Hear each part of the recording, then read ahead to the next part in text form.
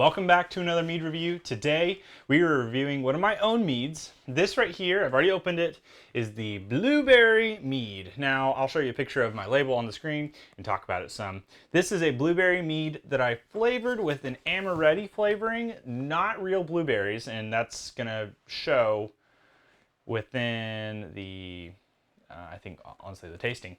And I'm curious to see what's going to happen. A couple of facts about this thing. I used water, of course, alfalfa blossom honey, which I really like that stuff. I haven't used it in a long time, but it is very good.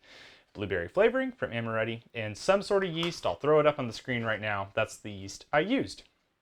Now this is from November 2019. We're looking at a year and a little over 2 months essentially. And I think that's plenty of time to age and really see what happened here.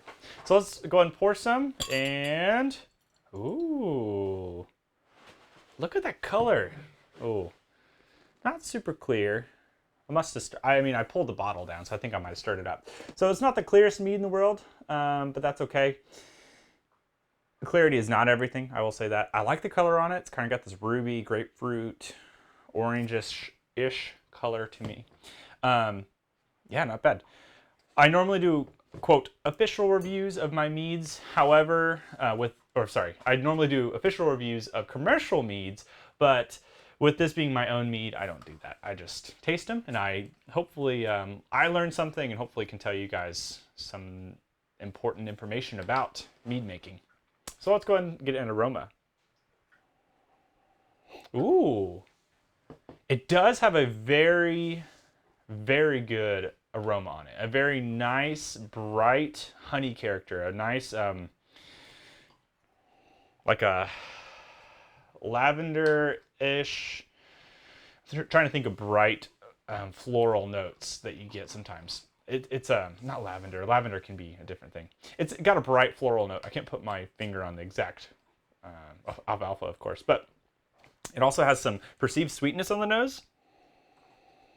Not a lot of alcohol. I mean, as I'm inhaling it, I'm not getting a lot of alcohol burn, which is nice. That's a testament of age within a mead. So, okay, let's try it. Okay. Not super blueberry-y.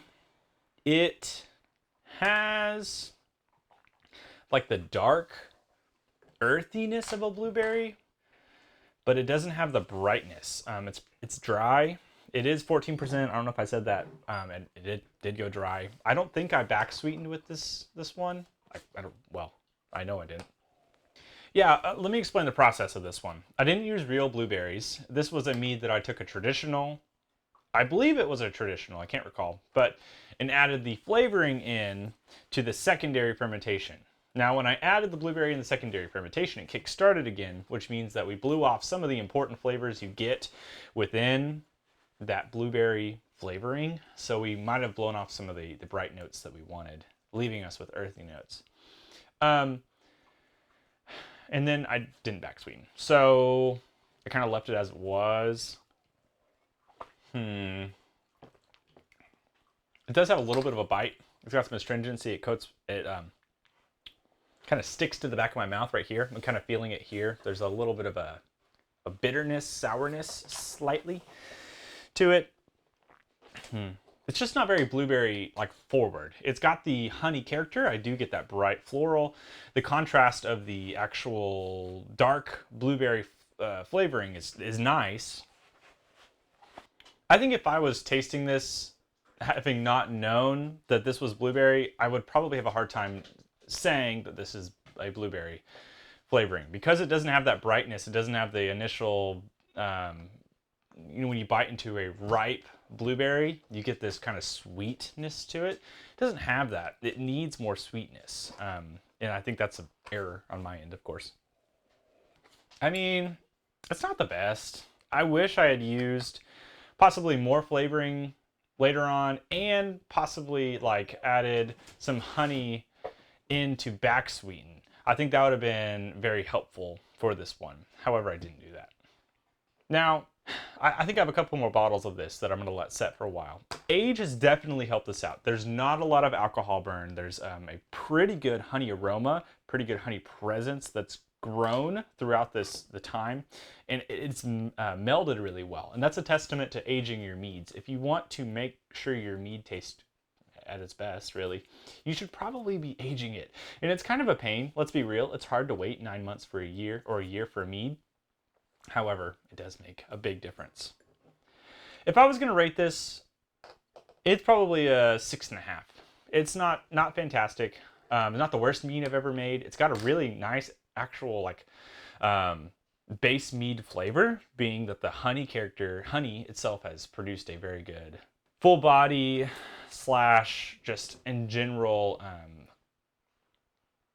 traditional mead experience. I'm able to separate out the two. To me, the blueberry is kind of like another layer on top. The base level of mead is really nice. So again, this is not an official review. This is just a casual review. If you want to see my official reviews of my mead reviews, well, if you see my official mead reviews, I should say, you can go check them out on this channel. I do commercial meads, and I always have a score sheet, and I write down those things, put the information down, and basically just, for my records, and hopefully for you guys, write down my opinions.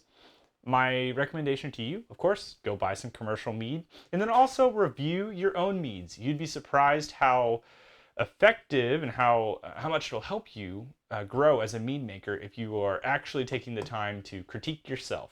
Of course, give some to friends, but critique yourself honestly.